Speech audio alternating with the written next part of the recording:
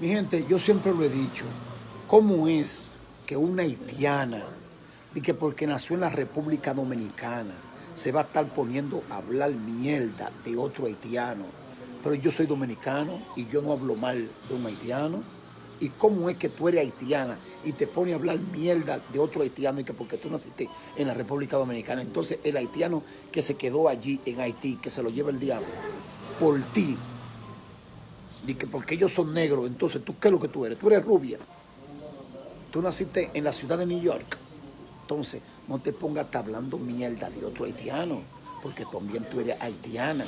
Y por eso es que está pasando lo que está pasando en Haití. Porque el haitiano se destruye entre sí. Y tú no puedes estar destruyendo otro haitiano. Porque cada quien tiene su problema. Y los haitianos de trabajo, el haitiano humilde,